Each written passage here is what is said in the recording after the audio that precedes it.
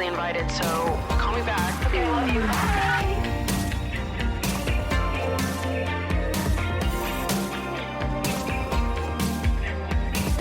What's up, you guys, and welcome back to Emotionally Online, the show for spilling guts and sharing secrets, hosted by yours truly, the one and only Maddie Drosbeck.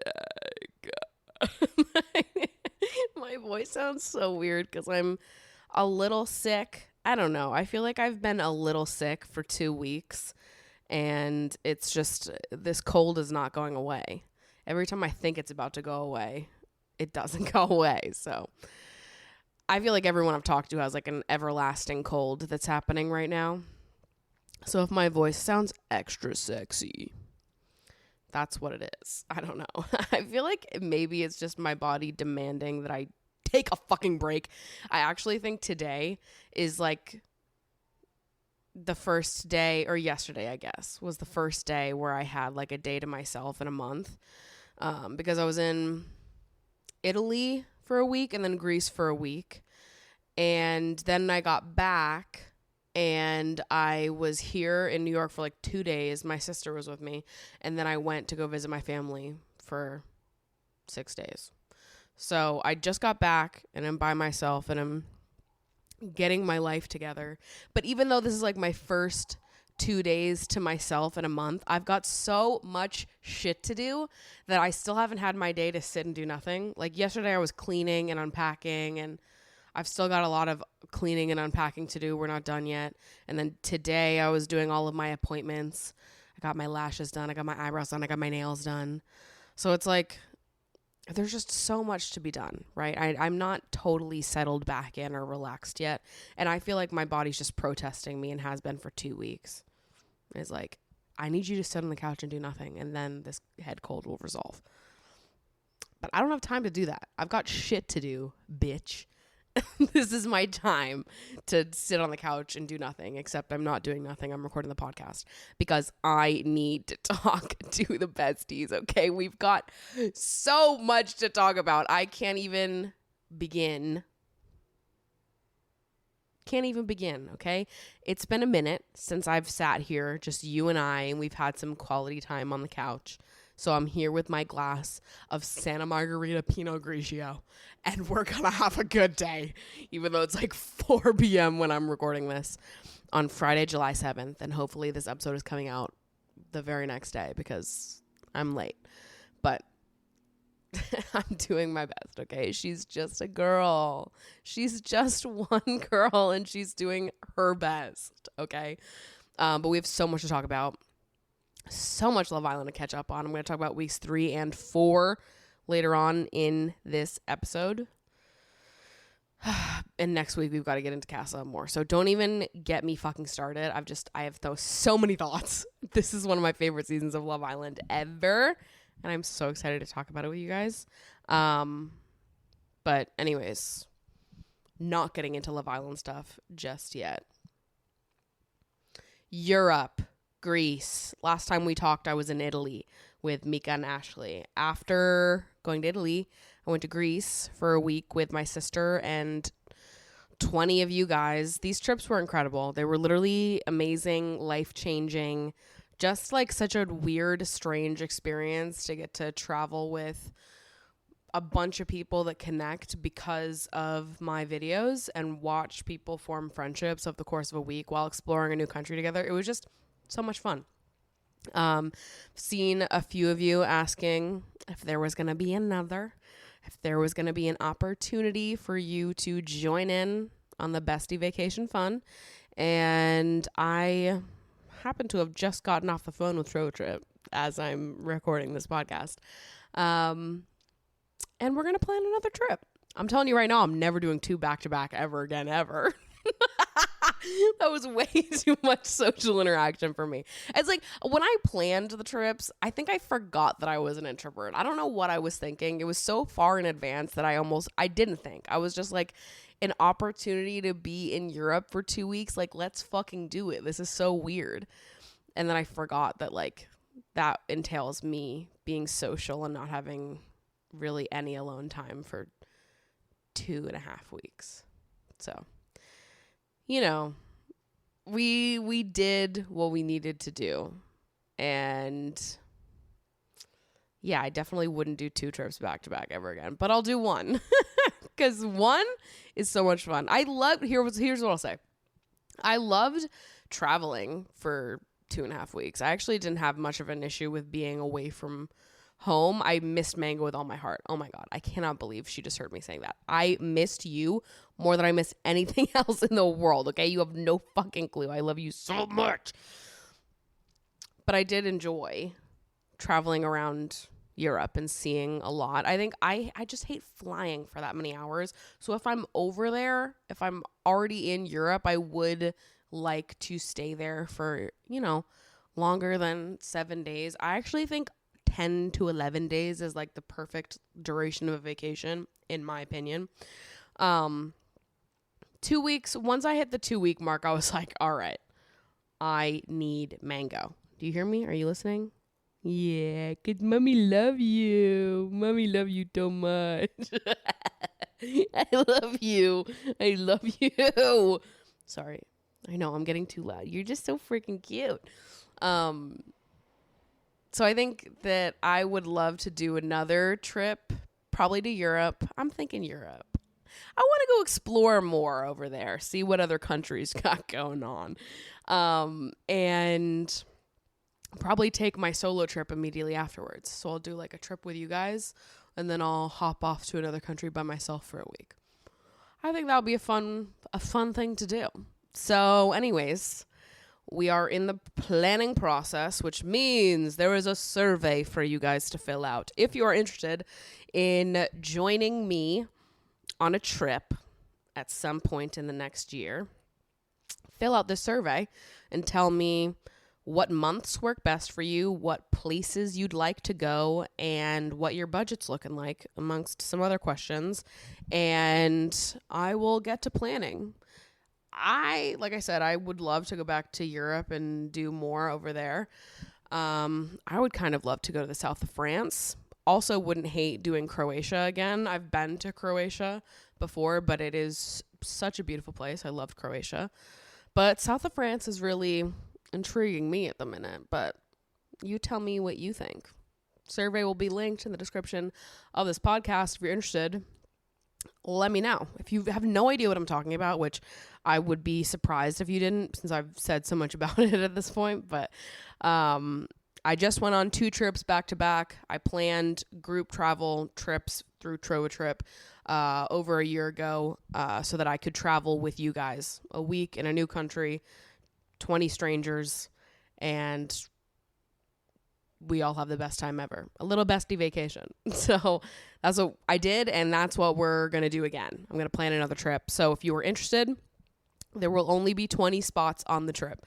Last time, the trips went quickly. That's why we did 2 of them. The Italy trip sold out in under 5 minutes, which is why I immediately planned another trip to Greece, because there were so many of you that were on the email list and had completed the survey, and so we did Greece immediately after because of that. But keep in mind, I'm just telling you right now, I'm not doing 2 back to back ever again. Sir, when the trip does launch, I would anticipate that the spots are going to go quickly. But I'm telling you now, trip won't launch for another few weeks because we've got to decide where we're going and like get the trip planning process started first. But when it does launch, I would predict it would go similarly to how it did last time. So something to think about, something to sit with and think about. But for now, all I got is that survey for you. So fill it out. Let me see what you guys are thinking, and then I will get to planning based on the survey responses. Additionally, I am so fucking horny. I think I need to be locked up. I think I need to be put in a fucking cage with a muzzle on, okay? Oh my God. It's like I didn't masturbate for a month because I didn't have alone time for a month. And then I got home and I was dancing around this fucking apartment. I ordered sushi. I was catching up on my favorite podcast and I was fucking prancing around this place just at the thought of masturbating. And then I think it's like I'm insatiable. You think that it's like, okay, 1 month without masturbating, you just like reach an equilibrium maybe. Or like you get the first one after the month and you're like, okay, I'm back at it, baby. No, bitch. I am fucking, oh, I'm on a rampage. I don't know what to do. And also, like, I don't like horny brain, okay? Because I can't think correctly when I'm like this. Oh my God. I was looking up adults only nudist resorts. Not because I don't even, in my head, it would be kind of fun to just like be naked around other people. I don't want to have sex with anybody. But like also I want to go to an adults only like nude resort where it's acceptable to masturbate in public.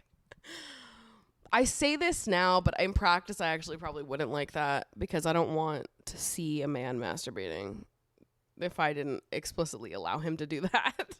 But like the thought of me getting to masturbate in front of other people just seems fun. But this is horny brain talking. I'm telling you, I don't know her. But I'm fucking laying in bed Googling nude resorts that I could go to by myself because a lot of them are couples resorts, which is lame. I want to go to a nude resort by myself and masturbate by the pool and have nobody talk to me. Mutual group masturbation by a pool in Mexico or something. I don't know. But it was like, I'm doing that, and then I masturbate, and I'm like, okay, actually, I don't think I'm interested in doing that. It's like I masturbate, and suddenly I'm like, are you genuinely interested in going to a place like that, or are you just horny? I think I'm just horny, but the thing is that like the horny meter gets replenished so quickly when I'm in this state. So it's like, I was Googling the resorts, then I masturbated, and then afterwards I was like, no, you're good. You're not interested in that. And then 20 minutes later, I'm like, but what if? I don't know. Maybe I am. I don't think I am. But sometimes I'm like, but what if? I don't know. There are a lot of things that sound fun to me, but I actually don't think I would want to do them without a partner. With a partner, I think I would, because it's like a safety thing. I don't want to have sex with strangers. I want to have sex near strangers. Like going to a sex party has always sounded fun to me, but I don't want to have sex with strangers. I want to have sex with my person in front of other people. That sounds fun to me. 100% fun.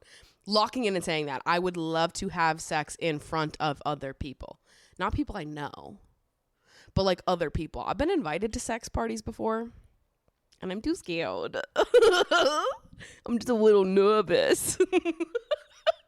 But if I was with a partner and I had someone I could go with, and it was like, we're only going to fuck each other and we're going to do it in front of other people, that would be fun to me. That would be so fun to me. But yeah, by myself with strangers, no, I don't think that's interested. I don't think I like that. I don't think I'm interested in that. I think I would feel very overwhelmed. But who knows? Who knows what the future holds for us? I'm like, I don't have a partner. So how am I going to... I just have a lot of fantasies, okay? And so I think I'm at a point now where I'm like, you got a lot of fantasies that you only want to fulfill if you're in a relationship. And guess what? You're not in a relationship. And your horny meter is through the fucking roof, bitch. So what are we gonna do? I don't know. I don't know what we're gonna do. I'm suffering. No, I'm kidding. I'm not at all. It's thirst season, bitch. I'm sorry. I'm doing the best that I fucking can. And I'm not on dating apps. I'm literally, it is so slow out here, you guys. You have no fucking idea. And I feel like this. Oh my God. I'm telling you, I need to be locked up and put in a cage. I need to be neutered. Sorry. I'm like scaring Mango. She like got triggered. She was like, she had flashbacks. Oh, oy vey. In other news, like vaguely connecting to that though, I haven't had BV for 4 months, which is so exciting to me. If you guys don't know, I'm a BV girly. I've talked about this on the show before, but I started getting chronic BV infections like 2 years ago after whatever. I'm not even going to talk about how it happened or why it happened.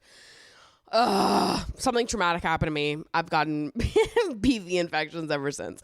So that's been something I've been dealing with for 2 years now. BV is extremely common. Same thing as a yeast infection, essentially. But it's just annoying as fuck when you're someone that like the antibiotics just don't work on. Antibiotics like don't work on me basically. So I take the antibiotics and then like 3 weeks later the infection is back. This has been my life for the last 2 years. I resulted to, you know, scouring the depths of the internet on every single BV Reddit thread that I could find. And I just started following the advice of people on these threads that were like, I was in this position, the antibiotics didn't work on me, and I started doing this. And I would just like was experimenting on myself. And I found something that worked, which is crazy. And I like going 4 months without having BV is so much fucking fun. Also, like, there's little things that I'm like always convinced like, oh, I'm gonna probably get BV after this. Like every time I hook up with someone, BV, she comes back raging. But I mean, I haven't really hooked up with someone, but I was fingered in April and I didn't have a BV flare up. So that was all awesome. I was like, sick. And then I've been swimming a lot and I've been in wet bathing suits, and usually that causes problems too. I've had my period. That hasn't caused problems. Like, everything has just been good. So if you are struggling with chronic BV, here's what I did. I don't know if you're necessarily supposed to do any of this, but this is what I did that worked. This is what people on Reddit told me to do. But boric acid suppositories, which I already know and love, and is something that I was utilizing in like the immediate aftermath of what I thought was a trigger. So like if when I would have my period, like the 2 to 3 days after my period ends, I would use boric acid suppositories, or like if I had sex, I would use a boric acid suppository after sex, just as like a preventative measure, because they say that that's what boric acid is like mainly used for, is like it's a preventative treatment, not necessarily a cure for BV, or it's not necessarily like approved to be BV treatment in that way. You can get it over the counter, but but for a month straight, 30 days, I used boric acid suppositories, and I also took so fucking many probiotics, you would be scared.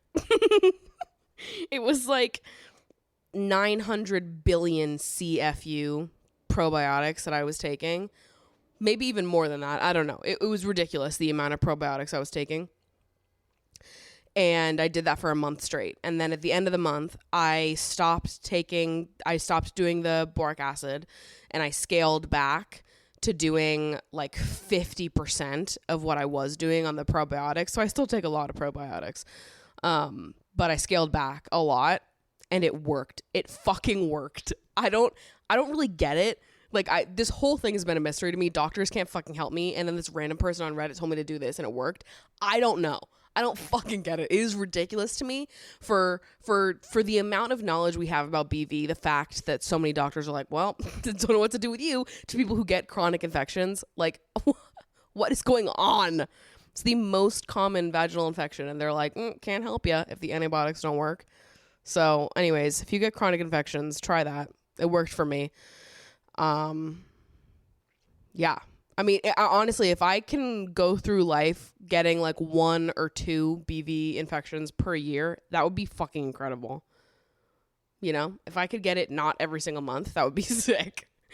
So I'm living my life, and in a way, I think it's made me hornier, because I think also in a way, all the BV stuff has made me not want to hook up with people, because I'm always like, oh my God, hooking up makes me sick.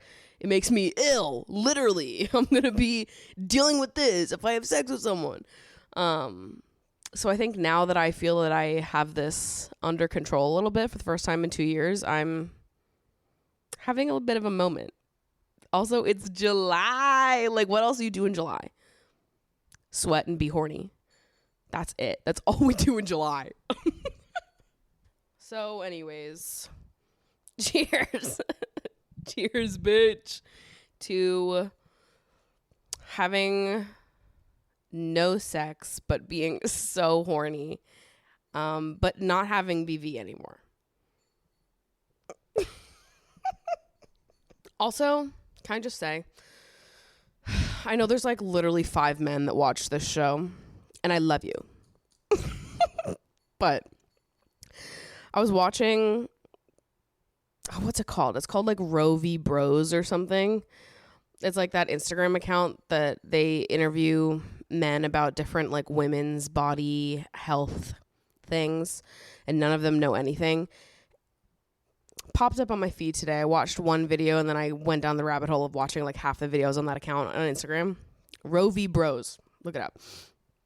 It depresses me how little men specifically know about women's bodies. Like, it actually makes me so upset. I had to stop watching videos on the account because I'm like, there's just no way. There's no fucking way. Like, it actually pisses me off that when you can like ask someone, oh, like, can women pee with tampons in? And they're like, no, I don't think so. It makes me so upset because then I'm like, okay, this motherfucker thinks that we can't pee with a tampon in. There's no way that he knows what BV stands for or what it means or anything. He hears me say that I'm like dealing with BV flare-ups and he's like, what's that? He's like looking panic stricken because he has no idea what that is. He thinks, oh my God, it stresses me out. It does. It stresses me out. Or like they're asking him like, what does the C stand for in C-section? And some guy's like, I was a C-section baby and I don't fucking know. I'm staring at my phone like cesarean, cesarean, cesarean. Ah! I hate it here. I hate it here. And it's worse than that too. It's like the oh my God. It's like every time I remember how little people know about so many things, how little people understand BV, how little people understand HPV. Like, it actually stresses me out, the amount of conversations I've had with people where I've had to explain what BV is, and I've also had to explain that HPV resolves on its own for most people, and that there are many different types of HPV beyond the ones that are linked to cervical cancer. Like, I get that it's like a sex education issue, and it's not necessarily people's fault if they don't know all of these things, but it stresses me out. It makes me so fired up that I'm like, there's no way that these people know all of what they need to know if they're out here thinking that you can't pee with a tampon in, that one tampon can be in for 24 hours. I can't do it. Anyways. All right, we've got like a lot of submissions, obviously, because I've been gone and haven't really got to read a lot of these. So let's dive the fuck in. Hello, Maddie. I wanted to ask for some advice on how to, 1, ask my friends to take more candid photos of me, and 2, feel more comfortable having my photo taken. I'm always the friend who takes photos of everyone else. I'm a sentimental bitch. But I couldn't tell you the last time someone took a photo of me without asking, and the photos never turn out well because I feel so awkward asking for them. I know people aren't mind readers, but I'm feeling bogged down with the fact that I am always taking pictures of my friends, but they're never taking them of me. You're preaching to the choir. I'm always the one taking photos of other people, and nobody takes photos of me unless I ask them to.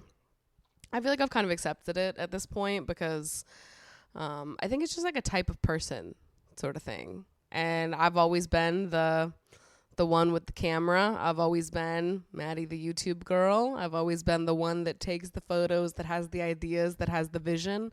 And I don't really have anyone else in my life that's like that in the way that I am like that. Obviously, I'm friends with a lot of creative people, but not in the same ways that I am. So I think that I naturally end up being the one that takes all the photos and has like cute candids of other people, because that's the lens through which I experience life. You know, like I go through life and I'm constantly seeing, that would be a good photo. That would be a good photo. That'd be a cool shot. That'd be a cool video. And I just do it for other people because that's how I'm going through my life, you know?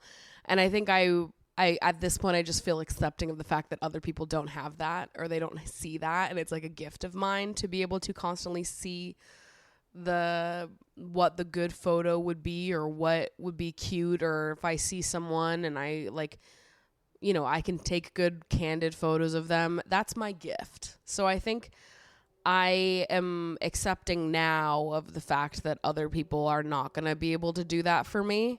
And if they do, like if they are taking my candid photos, I'm probably not going to like them a lot of the time because most of these people do not have the same eye that I do.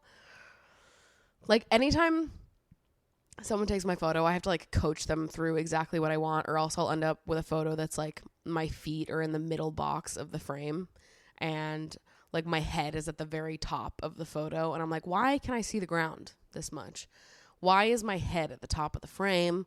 Why are we at an angle? We're serving like canted angle in this. I like feel like a bad thing is about to happen looking at this photograph. The lighting is off. I had like my hair is looking weird and they didn't tell me. Fucking when the second anybody squats down to take my photo, I'm like, I'm gonna hate this. The second anybody goes, let me just get this angle real quick, and goes beneath me, I'm like, what is going on in here on this day? You just squatted down to take my photo from underneath the mama. No. My God, I'm like looming over the camera. It's fucking like serving Godzilla. No, stand up. I can't. I cannot.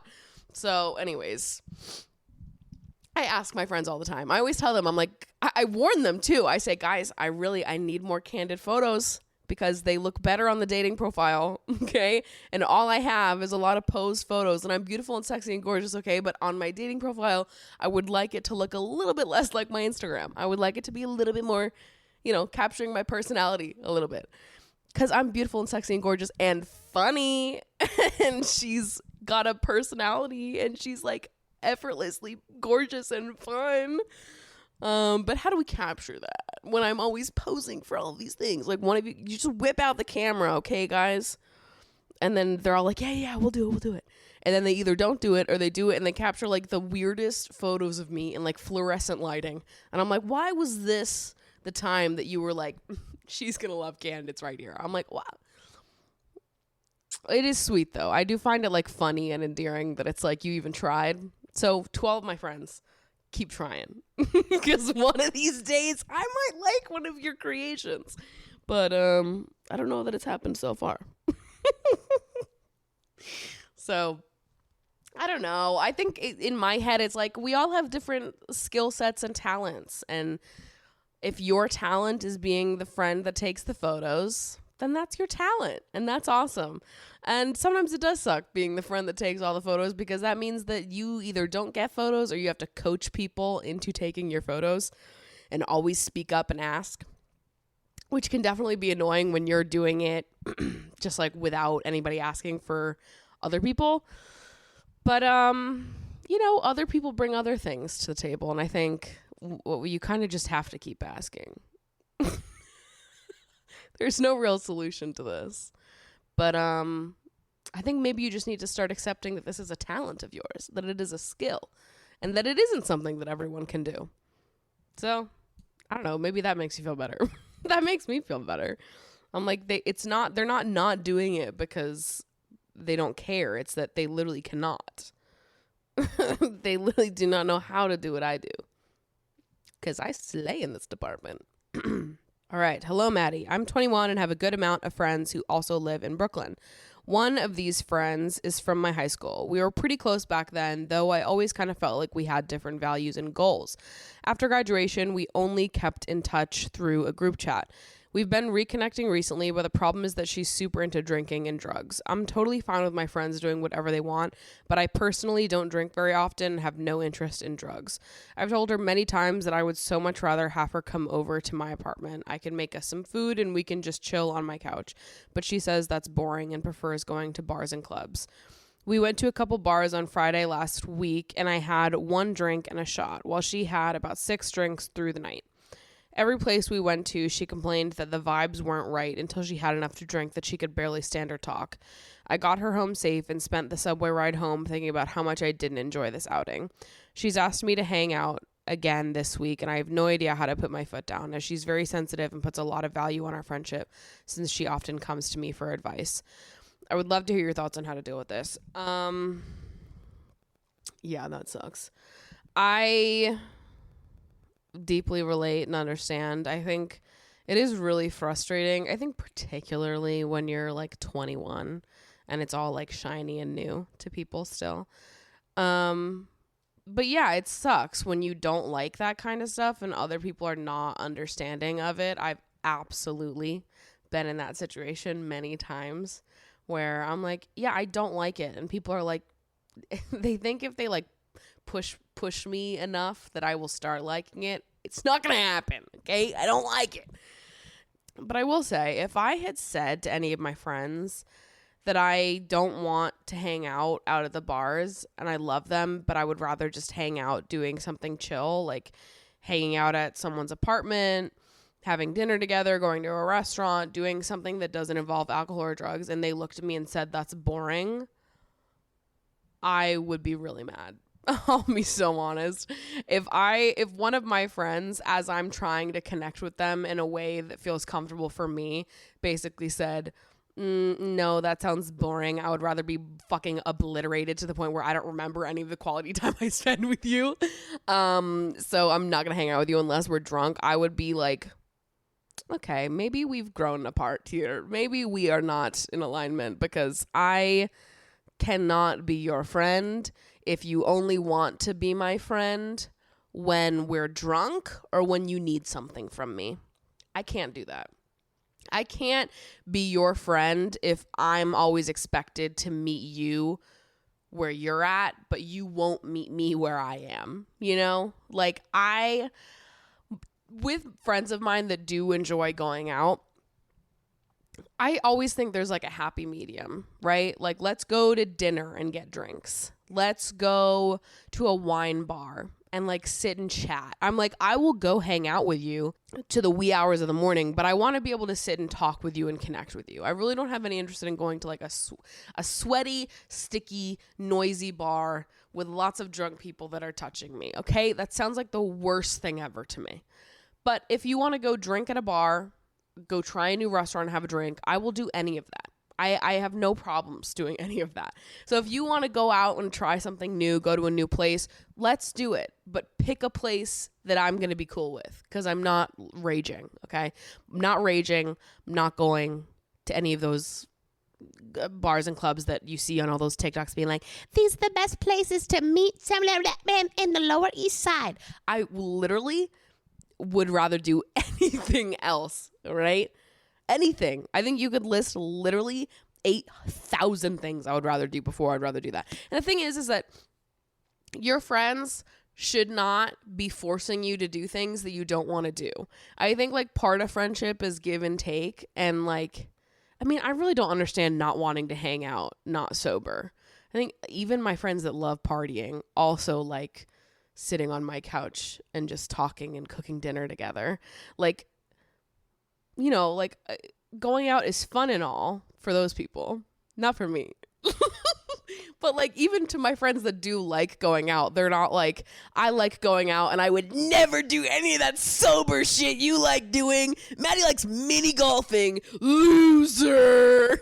Like, it's just, that's insane to be like, I want to hang out with you sober and someone's like, boring. That's like wild to me. I think that's so rude, and that would piss me off. So I don't know. They might have lost me when they said that. I'll be so real, but I'll put my own feelings aside to answer the rest of this question.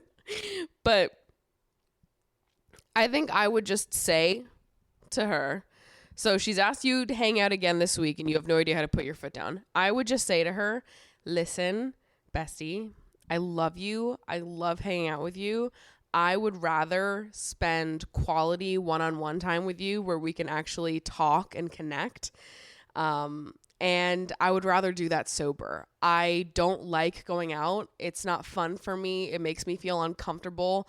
I don't really like drinking like that. and I would rather hang out with you in a different setting. So yes, I would love to make plans this week. No, I don't want to go out drinking. So let me know what your schedule looks like and if you'd be around to get dinner, or if you want to suggest something specific, like, oh, there's this thing I've been wanting to go to and try out and I'd love to go there with you. I think you just have to like reroute the hangout to somewhere else while also being clear about the fact that like it's just not your thing and you don't want to go get pissed drunk with each other. And it's not because you don't love them and want to spend time with them. It's actually because you love them and want to spend time with them. And you want to do it in a way that feels good to you and that allows you to connect with them. So I think it's just like making that clear that like the reason why you don't want to go out drinking with them is because you love them and want to spend quality time together where you're sober and can actually talk and connect and hang out. And also that drinking's just not your thing and it's not personal or anything to do with them. And I think if they can't respect that, then that's a red flag. Because if your friends only want to hang out with you when they're pissed drunk and they want you to be pissed drunk when you're saying you don't like doing that, that sucks. I think we can be respectful of our friends that like to drink and party and do whatever else while also holding firm the boundary of like, listen, I respect your choices, so you also have to respect mine. And because I'm choosing not to be drunk every weekend and party, you don't get to sit there and call me boring and make me feel bad for it. So that's that. Hi, Maddie. I wanted to get your opinion on women making the first move. I was talking about this with my friend and she told me that it's always better to let men make the first move since they like to be in control.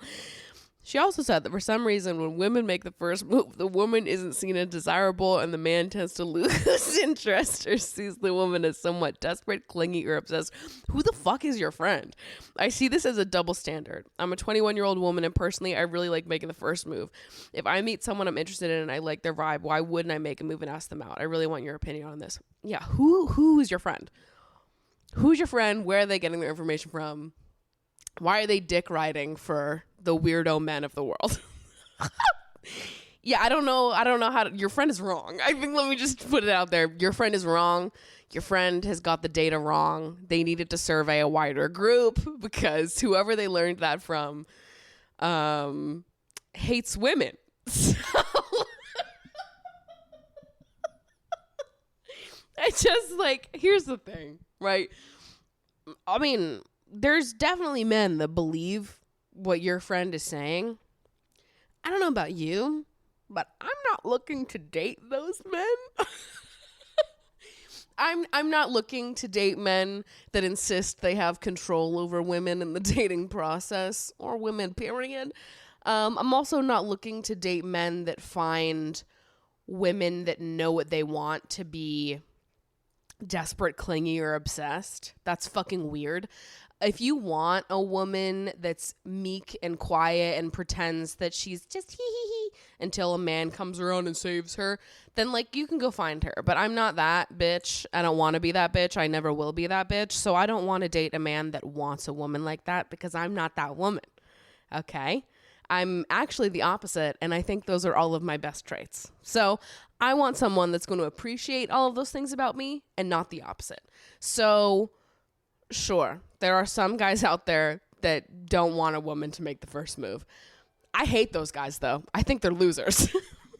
And I think that there is a lot of men that do not feel that way and that love when women make the first move, that love women that are strong-willed and know what they want and are going to put themselves out there and be confident and communicate that. I don't know what else to say. I just think that it is really sexy to make the first move and know what you want and go after that and pursue it. And a lot of people feel that way. And I'm not concerned about attracting people that I don't want myself. So if these random fucking hypothetical men are going to find it a turnoff that I am forward and direct and communicate my feelings, I would rather them be turned off by me than not, because I don't want to date a man that thinks that I have to shrink myself into this tiny little box where I'm just waiting around for a man to take control of whatever. I don't want to be with someone that believes that men need to be in control in the relationship, that believes that women should be quiet and meek and just waiting around for a man to make a move on them. That's dumb. It's also 2023. It just feels insane that anyone would think this. It feels like maybe your friend might know some red pill losers. So just maybe tell them to be careful of whoever that got that information from. So anyways, in conclusion, if you meet someone and you're interested in them and you want to make the first move, make the first fucking move. It's hot. And also there's nothing wrong with that. It's just like, it's a neutral action. You really want to wait around and let men make all the first moves? Come on. All right, I've got so many more, but I'm going to save them for next week because we've got so much to talk about. In regards to Love Island weeks 3 and 4, babes, Island is in the villa. Things are heating up. They're getting a bit crazy. And I can't wait to talk about them. So, let's get into it, babes. Dun, dun, dun, dun, dun, dun, dun, dun, dun, dun, dun, dun. There's nothing more fun than being a Love Island fan. The more I talk about Love Island with people, the more I realize that I've soaked up so much Love Island knowledge that's ridiculous. If you put me in a room and made me compete with other people just on Love Island trivia facts, I think I could win. I'm not fucking with you. I am so knowledgeable about the Love Island UK cinematic universe every season, okay? I know what's going on. People come to me. They're like, what happened in this season? What this screenshot? What is this from? I'm like, this season, this person, this is what was happening. I don't know why I remember all of it. Half these people look the same. I remember everything. Oh my God, I just love this fucking show, babes. I love the Brits. I think they're crazy and I just can't get enough. I can't. I just fucking love it, babes. And I want to be invited to the finale. Some year, this is a life goal of mine, is to attend the Love Island UK finale. We're planting the seeds.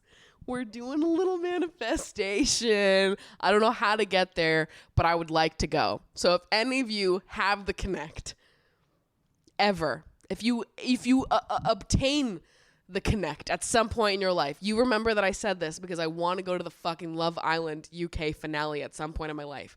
I want to be in that fucking villa, and I want all of you guys to be looking at me in the audience, and I'll be in the back like, yeah.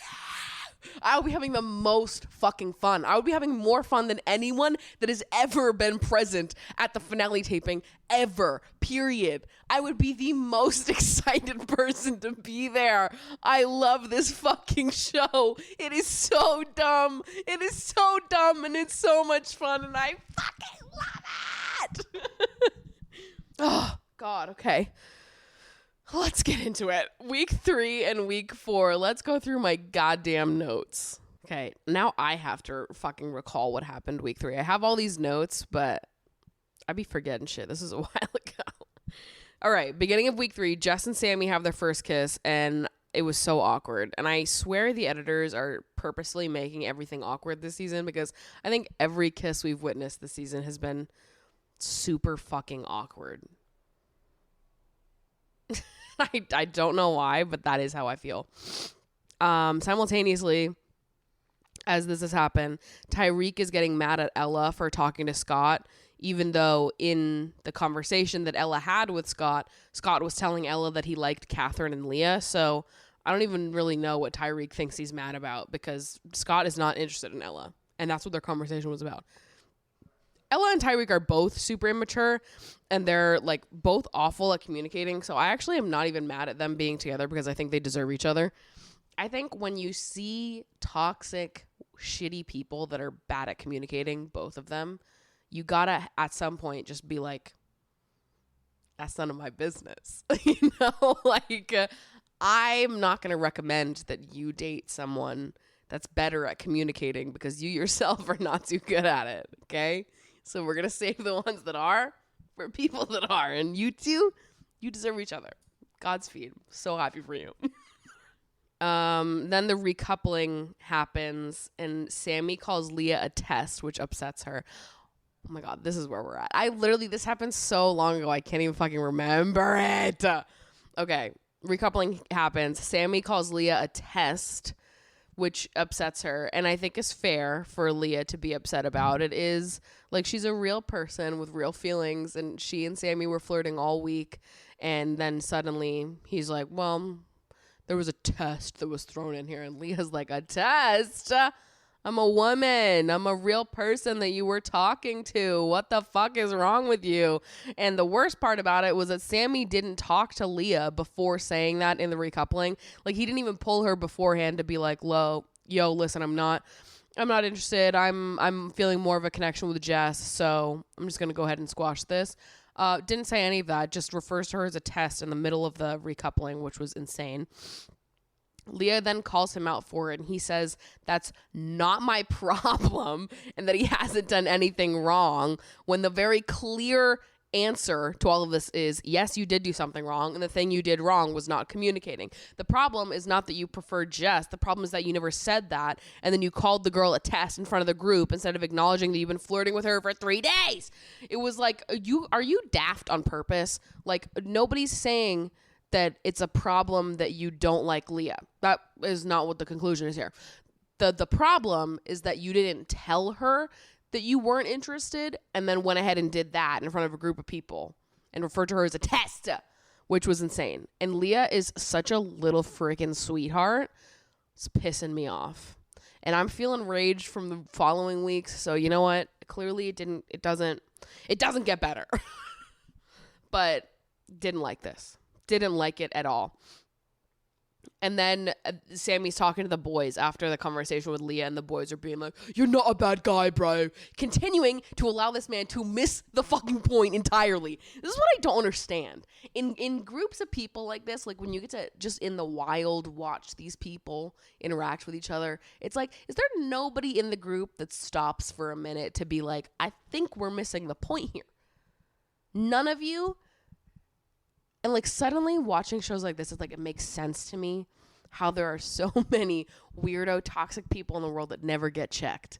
And it's because they're surrounded by other weirdo toxic people that don't see how they're problems.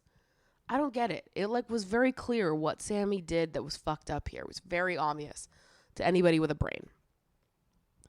So it's either that the other guys, like, they see it, but they're just, like, so bro-y that they don't care and they're not going to call him out, or they legitimately do not understand what he did wrong. Which I don't understand at all. Unsurprisingly, the girls are more than understanding and in Leah's corner during all of this because the girlies understand what's going on. And even Jess was surprisingly for the girlies in this moment, which I appreciated. I don't know. Jess is very confusing to me because one minute she's, like, the anti-girls girl, but then in another moment she's like actually being kind of sweet. I don't know. She's very confusing to me. Now Jess and Sammy are fighting because Jess doesn't like that he led Leah on and downplayed what was going on to her. Next day, we've got a challenge that happens. And it gets a little bit personal. Everyone says that Meddy and Whitney have no sexual chemistry, and even Meddy and Whitney know that. I'm pretty sure they voted for themselves there as well. And it's true. They don't. There is no sexual chemistry there. I don't know if there's any chemistry, period, there, but, you know, we'll let them believe that they have chemistry for now. Another thing that came up during this challenge is that Jess and Sammy have different ideas of if they're open or not. Jess said that she was closed off, and then Sammy said that he was not. And then the other takeaway was that Zach and Molly maybe didn't know each other that well because they didn't get any of the answers correctly. I forget how this challenge went, to be totally honest, but this is just what I wrote about it. Later that day, Meddy and Whitney make out on the terrace, and it is the weirdest interaction ever. Yeah, why is every interaction, every first kiss has been so fucking weird this summer? Like, these are grown-ass adults beating around the bush like this.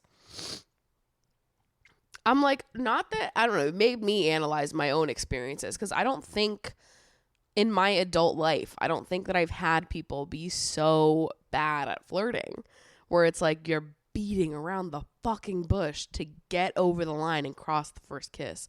Like, I wish I wrote down exactly what was said, but they were both, it's like, you know, when people are like, you both understand that you're about to kiss, so you should just like be going full throttle with your flirting. But it's like, when people understand they're about to kiss and then they're still going, hee hee, I don't know, with the flirting, it's like, it's so awkward. Just commit. You have to go full fucking throttle. You know, it's a thumbs up. You know, you both want to kiss. So like, say something crazy. I don't know. Don't be like, and you're like fucking 25 years old. I don't know. I just found it a little awkward.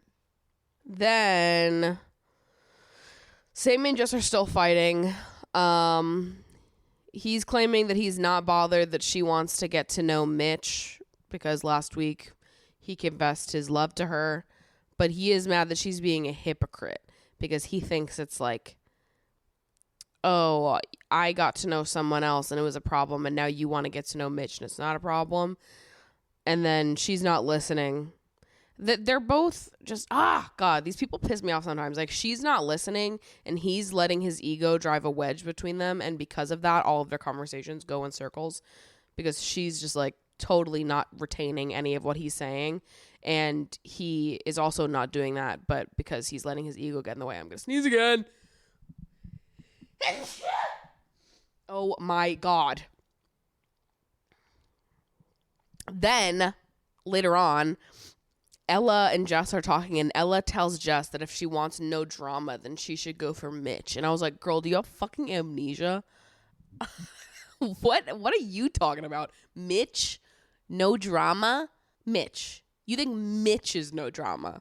Mr. Stir the Pot 5000 over here? I don't know about all that.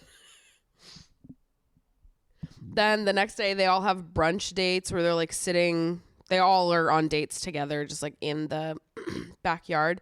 And Maya Jama enters.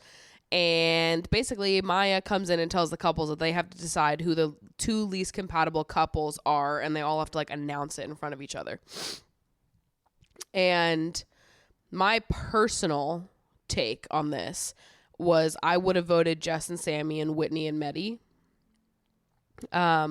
What actually ended up happening was Sammy and Jess got 4 votes, Mitch and Leah got 5 votes, Catherine and Scott got 2 votes, and Meddy and Whitney got 1 vote. I wouldn't have voted for Mitch and Leah just because I feel like it's a cop-out answer, because it's not that they're, like, I mean, I guess it's that they're not compatible because they're in a friend couple, but it's like, it just feels like a cop-out answer to me because it's like, oh, you guys are in a friend couple, so we voted you least compatible. It just like, it just seems like they shouldn't even be eligible, you know? So anyways, I would have voted Sammy and Jess and Meddy and Whitney, which I don't understand how Meddy and Whitney only got 1 vote. There are no compatibility. There's no chemistry there. It's dead, babes. It's fucking dead. I've got no chat. It's not entertaining. There's no connection. I don't know what the people are saying because I personally see fucking nothing. So then as a result of this, both of those couples are broken up. So Sammy, Jess, Mitch, and Leah are all single, and they're not allowed to recouple at the next recoupling. As this is happening, a new girl and a new boy enter the villa, Mal and Montel, and they all go on dates with the newly single Islanders. Then they do like a Never Have I Ever challenge, which was mostly boring until they got to the Never Have I Ever Cheated question, and Zachariah puts a finger down or drinks or whatever the fuck they had to do, and Ella and Jess are like, no, that's wild, that's crazy, I can't believe you'd do that, whatever. And that's not even the crazy part to me. The crazy part was Zachariah's response. In response to everyone learning that he's cheated on a previous partner, Zachariah says, I look forward to the day I meet someone I don't want to cheat on. I was like, whoa, whoa, whoa, whoa, whoa, whoa, whoa, whoa. Okay, hold on. Hearing that Zachariah was a cheater in the past was not surprising to me, okay? I'm sorry, I wasn't holding out hope that Zachariah was really one of the good guys, okay? I didn't believe that. Wasn't shocking to me to learn that Zachariah has cheated on a partner before. That's not the crazy part to me. The crazy part is upon this information coming out, you looking at everyone else going, well, looking forward to the day I meet someone I don't want to cheat on, insinuating that you have actively wanted to cheat on every person you've ever been with? What are you talking about? So now you've just admitted that this wasn't like a one-off thing where you made a mistake and you know it was a mistake. You are now saying that cheating is a regular urge that you feel in a relationship and you've never not felt it. What the fuck is going on? I was like, that's crazy. That's a wild thing to admit. I think like most people, I'll give you the benefit of the doubt. Like I would have given Zachariah the benefit of the doubt of like, he's saying that he's cheated before. Like maybe you were young, you made a mistake, you were drunk. I don't know. Surely there's some explanation. I'll assume that you feel like shit about it and you know it was wrong. Zachariah just revealed to us that he feels none of those things. I look forward to the day I meet someone that I don't want to cheat on. Excuse me? Excuse me? What did you just say? That's wild. And Molly was like, he's so honest. I just love, he's like so honest. He said everything he needed to say. He was so honest. I was like, Molly, stand up. What the fuck is going on? Then Mehdi reveals that he wants to get to know Leah, which is confusing. I'm sorry, Mehdi, you can't get Leah. That bitch is out of your league. Like, I'm sorry. I'm sorry, but you may be in the same villa, but you cannot get Leah, my dude. I don't even know how you've gotten anyone this far. Whitney's out of your fucking league. You are the most boring man ever. Perhaps even more boring than Kai, which was tough because Kai was one of the most boring people to ever be on the show and he fucking won. So I don't get it. But now Mehdi thinks that he's going to tell Whitney that and be like, I want to get to know Leah, which is like, you already have someone that's out of your league and you're going to tell her they're going to go for someone else that's also out of your league and date them both at the same time. Mehdi, you've lost it. You've lost the plot, my guy. So then we've got Molly and Zach going on their first date. I'm not on Twitter anymore, so I don't really know what the general public thinks about everyone, but from what I've heard, people don't like Molly, which I don't really get. To be honest, I don't think she's done anything. I just don't. I think, if anything, I've said that I liked her because I think that she's mostly kept to herself. And then, like, Jess, for whatever reason, has been such a bully to her, which just makes me like her more because I think that Jess is being mean for no reason. So it's not even that Molly has any part of her personality that I'm like, oh, she's really awesome because of this. I love her because of this. I more just don't understand the hate, and it makes me like her more because I'm like, why are you guys being fucking mean? Why are you bullying this random girl, okay? Let her just be boring and hot. What did she do? Like, nothing. Why are you pissed that everyone likes her? So I don't know, but I've heard that the British public don't like her. The British public and I usually don't agree, though, so we'll see about that. There's a recoupling that happens, and the new couples are Montel and Leah, Mal and Sammy, Ella and Tyreek, Whitney and Mehdi, Scott and Catherine, Jess and Mitch, and Molly and Zachariah. Then, plot twist of the fucking century, which we had heard rumors about the week before. And when I heard these rumors, I kind of thought that they were just going to be fake and that there's no possible way that this was going to be real. I thought it was for sure a rumor and not real. It's not a rumor, bitch. Katie McFucking-Dermott is back. What the fuck? Katie was on season 2 of Love Island, and she was a firecracker babes. And she's back. They've brought her back for some unknown fucking reason. Season 2 was like in 2016. So it feels like a long time ago because we're on season 10 now and she was on season 2, but it actually was just a few years ago and she's like 27 now, I think. She was young when she was on season 2. Katie McFucking-Dermott is back. and she has to pick one boy to couple up with. Katie is literally in the villa for less than a day, and she has to pick someone to couple up with. Katie ends up picking Zach, and in a turn of events, as she picks Zach, Molly is sent a text message that's basically like, since Katie has chosen Zach, Molly, you are now single and dumped from the villa. Pack your bags and say your goodbyes. Everyone is like, that doesn't happen, where they're like, pack your bags, get out of here because someone stole your man that has been in here for like a few hours. They don't even have like a connection with them. They just had to choose someone, and they're like, oh, that's it, you're done, which was crazy, especially because Molly and Zach were like one of the longest standing couples in the villa besides Ella and Tyreek. So it was a big shock. Everyone was shocked. We were shocked and we were gobsmacked. And that's the end of week 3. But don't you worry, because we're also talking about week 4, babes. So let's get into it. Let's just go right into week fucking 4. And this one I do feel a little bit more, with it about. I do remember more that happened this week. Beginning of week 4, Tyreek and Ella are still doing their toxic bullshit back and forth, whatever. Tyreek says to Ella that he misses the game. Mama, if a man said that to me, he would never see me again. You would never see my face again. You'd be blocked. You'd be out of here so fucking quick. If you miss the game so bad, you go have the game then. And then we'll see who you fucking miss. Then we'll see who you fucking miss when I leave. When you don't have me as an option on the table, we'll see how much you miss the game, you fucking loser. Oh my God. And then Ty is going on about how, like, if you do one thing your whole life and then change, it's obviously going to be weird, referring to, like, being a player your whole life and then all of a sudden trying to be a one-woman guy and it's going to feel weird. It's like, go to therapy. What is wrong with you people? Like, I don't think that applies in this context. You have such an issue settling down and you're like, it's just because I've never been a one-woman type of man. I miss the game. Oh, my God.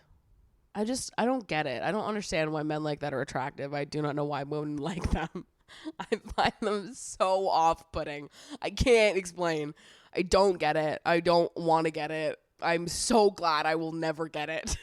And then Catherine gives Ella some really sound advice where when she shares to the girls, like, this is what he said he misses the game, this is the back and forth, like, it's more of the same shit. And Catherine just turns to Ella. She's like, you have to decide if this is what you want. Is this what you want? Like, at the end of the day, we could go back and forth in circles about what are you going to do about this and how are you going to try to change his mind and make him feel differently or whatever. It doesn't fucking matter. Is this what you want? Is this the back and forth that you want? Do you want to date someone that makes you feel like this? Let's think about it. Because the answer is obviously no, but it is like, are you going to be the one to make that change and say, no, I'm done with this? Sad. But that was some sound advice from Catherine. And then they do the strip challenge, which this year just turned into the dry humping challenge. Nobody was dancing. All of the girls just got out there and they were like, fuck a striptease, fuck dancing. I'm going to straddle every one of these men and dry hump them. Which I don't know why. It's usually like pretty sexy when they do these. The guys are usually pretty fucking goofy, but the girls are usually like really sexy and like they put on a little show and I love it. Yeah, but this season it was just like dry hump central, which was so funny and I do not know why. But yeah, nobody was really giving striptease. Nobody was really giving a little dance. I don't know if I would call that a tease even. I think they were just like straight up humping each other. Mal didn't even dance for them. She literally just like walked out there laughing and was like, "Rawr," and then walked away. She didn't even like go to each of the guys individually. She was just like too horrified, which I can't even blame her really. It is kind of horrifying to have to do that on TV. But like, you did sign up for Love Island. That feels like something that you know is coming if you go on Love Island. They do it every season. And then, okay, so then switch over to the guys. Mehdi, when he gets up there, starts making out with every single fucking person. I'm like, what's going on, babe? You're like fully dating Whitney, and it's a striptease challenge. Now you're making out with everyone. And as it's happening, I'm like, I just know he's going to get done with this and be like, it was a challenge. We were just kissing in the challenge. It's like, it's a strip challenge, not a makeout challenge. What the fuck were you doing? Like that, you didn't have to do all that. He's doing the most. Okay, so then the challenge is over, and everyone's like in their little groups talking, and there's like a big group of people. Whitney's talking to Zach, giving him a compliment about how he was in the challenge, and Whitney says, love a man that's not for everyone. And Meddy's sitting right there, and then he goes, what? Like, he's confused that Whitney's reacting like that. Like, Meddy, please be fucking serious. You just made out with every single person in that fucking circle. And then when Whitney's like making a light joke about you to Zach, suddenly you're like, what? What's going on? What happened? It's like, what do you mean what happened? What do you think happened? And then Meddy gets so fucking condescending and starts talking down to Whitney when she's teasing him for being an asshole and kissing a bunch of people in the challenge unprovoked. And then he gets up and walks away when she starts talking. It literally, I hate this man. Meddy, if you're listening to this, I think you're insufferable. I hate him. I don't fucking like him. I don't like the way he talks to Whitney. I think he's condescending and fucking rude, and she had every right to be irritated, and she was just making light jokes. She wasn't even really going at him, which she would have had a full right to do because it was out of fucking line. But she wasn't even going at him. She was just making light jokes and teasing him because he was being an asshole. And he gets up and storms away as if he's not the one in the wrong. What is with these dudes in like acting the fool and being idiots, and then when they're called out for it, they storm out like they aren't the ones that are wrong? What happened to groveling? What happened to sitting there and being like, I'm so sorry, I'm an asshole and an idiot and a loser? What happened to doing all that? Because I see a lot of defensiveness this season, and a lot of you look fucking dumb. I'll say it. Meddy, Sammy, fucking all of you. Ty, you look fucking dumb. You look so dumb right now. And through the whole fucking season, oh my God. A little bit later, they start talking about it again. And he says, I'm not going to waste my time having my energy taken from me, and tells Whitney to compose herself. She's completely composed, by the way. I would have lost it. They would have had to remove sharp objects from the fucking villa if a man said that to me. If a man looked at me while I was completely composed, vocalizing how I felt in a situation where I had more than enough justified for me to be upset about, and a man looked at me and said that I was taking his energy away from him and that I needed to compose myself, bitch, there might have been a homicide on screen. I would have been so pissed. So pissed. Meddy's done more than enough. I don't even understand how Whitney didn't react when he said that, because I would have swung. I would have swung. There would have been charges against me. I would have seen red. That was so fucking rude. And then Meddy gets mad at Whitney for confiding in her friends about their disagreements and talking to the other girls about what's going on, which couldn't be a redder fucking flag. Like, I'm sorry, Meddy, pick a struggle. You've got so many goddamn red flags. You're going to add another one, and you're going to yell at Whitney for confiding in her friends about you.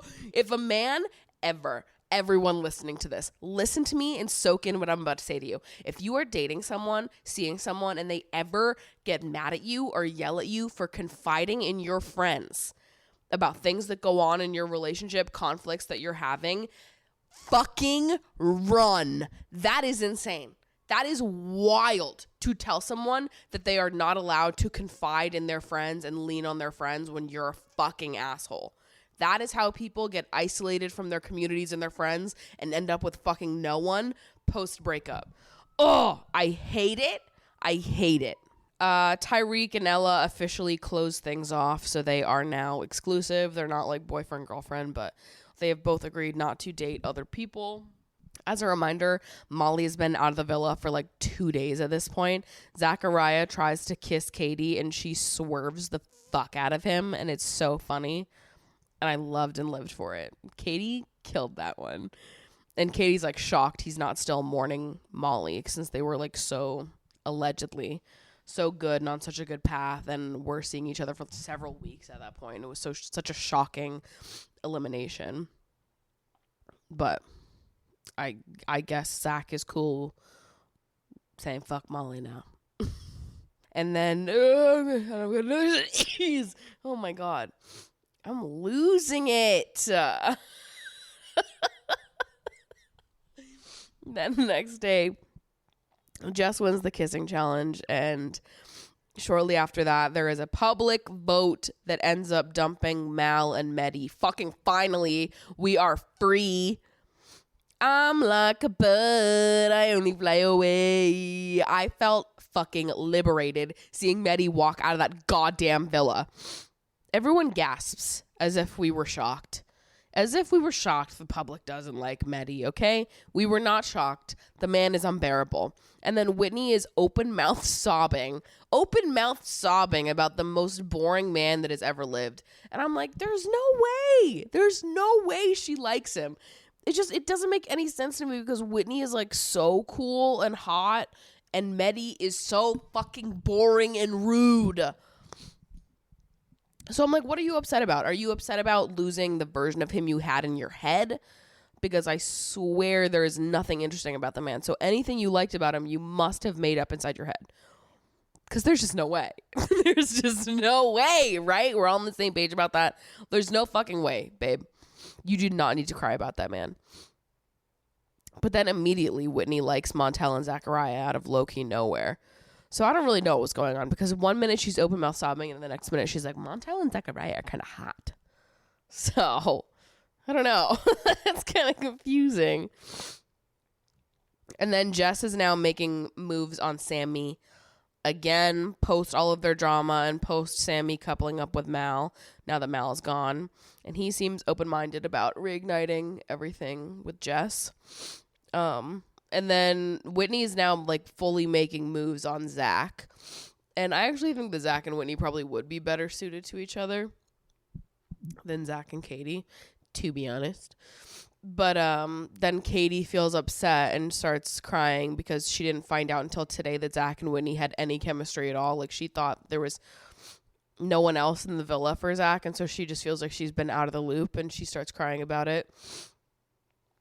And then there's like sort of a mini fight that happens because of that, but it's sorted out immediately, so nothing ends up happening. But then there's another fight that erupts around that same time because people start saying that Scott is playing a game and doesn't really like Catherine, which I don't know why they would say that. It just feels out of the blue and like just from nothing.